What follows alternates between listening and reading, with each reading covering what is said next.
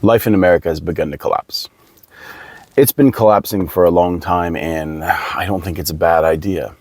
America really only began to peak after World War II, after industry in Europe came to a screeching halt because it had to rebuild. And the fact is, the rest of the world is just caught up at this point.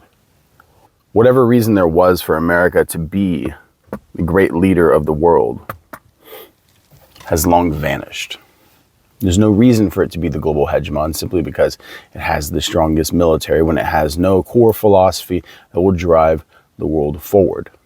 For Americans to actually thrive and survive a collapse, the fall of the America that we know is necessary for Americans to actually thrive.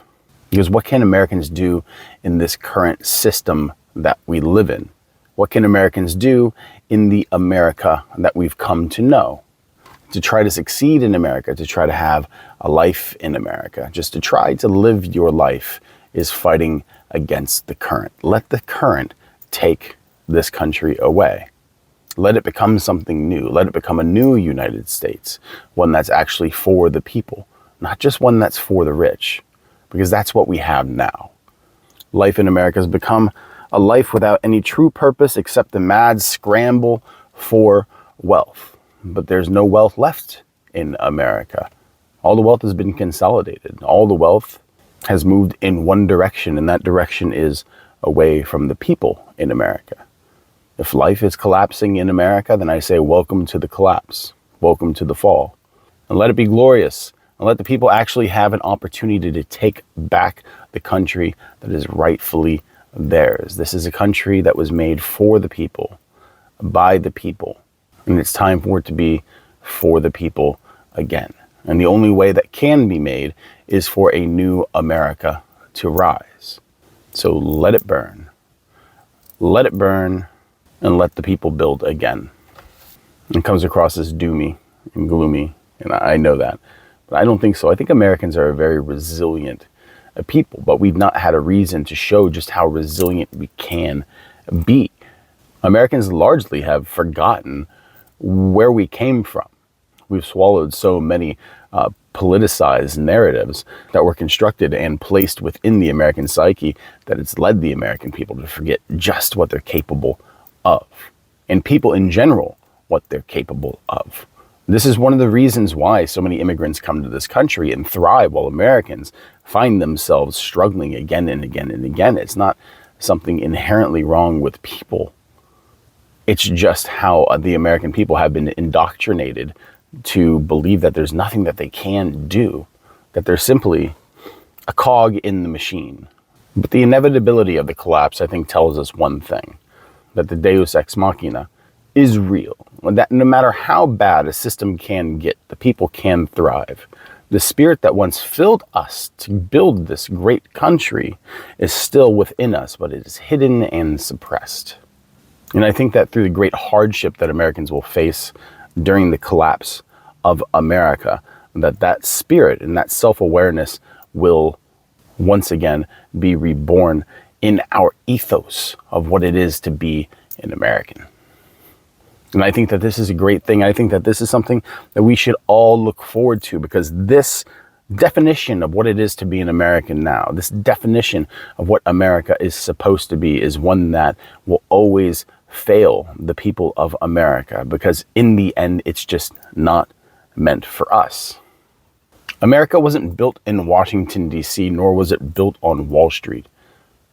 America was built in small towns and communities that held themselves together by just simply the will to survive and the will to create something better for the next generation. But in the moment that we're in right now, the focus is simply the individual and what the individual can attain. But our lives are meant to be much more than simply what the individual is able to accumulate in their lives. We need to have our sense of community brought back in America. We need to have our communities back in America. I'm often asked, yes, you can point out the problem, but what about the solution? The solution is simply the community. The solution is simply the people. The solution is never going to be in the hands of politicians. It's never going to be in the hands of corporations. The solution will always come from and will be pushed by the people. And I think when we look back at this time, 50 years from now, 100 years from now, this era will be known as pre-revolution America again. And because we can't fool ourselves, Americans are being pushed into a dire situation where survival has become the preeminent factor in which they need to focus on. And yeah, I know that sounds a bit extreme, but just think about how expensive the utilities have gotten. Think about how expensive food has gotten. Think about how expensive housing has gotten. These things come to a head because a population that is devoid of any kind of hope for the future is a population that will always drive itself towards revolution. And in some cases, revolution is the only thing that can bring a people out of the position that they're in. And as we see in Washington, D.C., no move actually being made to preserve the lives of the American people, it will become incumbent on the American people to actually strive for, act towards, and attain that safety and security that they deserve. It's a complicated situation that America is in, but it's one born of the oldest story in the book. A story of greed and a story of lies. The America that we know now is a story that's built on greed and lies. That's all that it is. So we have to ask ourselves, if we are in this collapse, if we stand outside of our home and it's burning, this home that has ruined our lives, should we try to put the fire out? Or do we preserve ourselves, our families, and our communities and let the destruction commence? I think this is a question that a lot of us have to begin to ask ourselves, because I know that the natural inclination for us to tie ourselves to our nation, for us to want to be patriotic, for us to want to love our country, is one deeply rooted inside of us, especially within the American psyche. But the fact is that psyche has been polluted. It's been distorted. It's been manipulated to only position the people to protect the wealthy and those who actually benefit from the system the way that it is now. But I think that we're beyond the point where we can fool ourselves into saying that, hey, everything is going to be okay. Everything's just going to turn around any day now. I voted the right politician in. The policies that they're putting in, I like. And though these policies have only in the end had a negative impact on my life, I trust that at some point they're going to get it right. At what point in our lifetimes have they gotten it right? At no point in my lifetime, at no point in our lifetimes have they gotten it right. For every freedom we are given, 2 freedoms are taken away. And now we have the actual and real militarization of our law enforcement in our great cities in this nation. Acts of suppression and tyranny enacted on a population that doesn't desire the presence of military on their streets. It is unconstitutional. And in our hearts, it's un-American. And the act of militarization against the wishes of the people is a direct attack against the self-determination that is core to American identity. But it's applauded and accepted by 40% of the population, a population that doesn't actually reside in these cities, but a population that still has a meaningful vote. The population in America right now acts to work against each other because we've been balkanized into different factions that hate each other, not simply disagree with each other, but hate each other. And in the social paranoia that we feel in this country, our revenge feels righteous, and these actions feel like they have the air of legitimacy, even though they are completely counter towards the goals of the individuals of this nation. But it is the time that we're in, and life in America has begun to collapse. Let it burn, let it fall, and let us finally have a chance to create something that this country deserves. Because this isn't it. This isn't for anybody. This isn't for actual Americans. This isn't for citizens. And if the tyranny of the day actually wins, what we're going to see is it being copied all over the world until we enter a new era of tyrants, one that's not been seen in nearly a century, and not one that any people of any nation, of any country, want or need or deserve. Because no one deserves tyranny. No one deserves oppression, because we are people. We are humans, and we deserve the kind of free self-determination and hopeful lives that our forefathers, our founding fathers, actually fought for.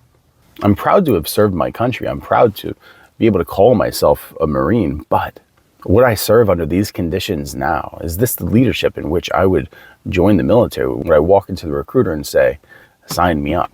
And I can't see it.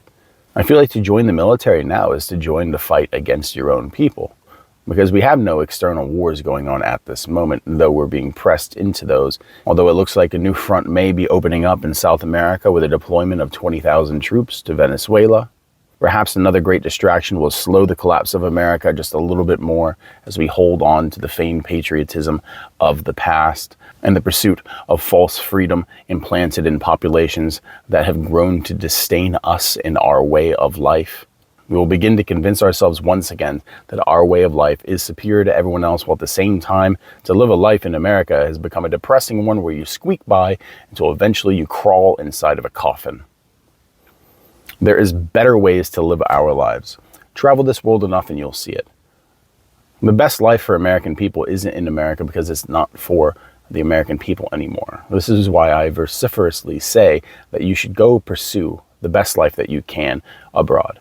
Because while the standard of living in many of these countries may not be as good as it is in America, at least you feel human.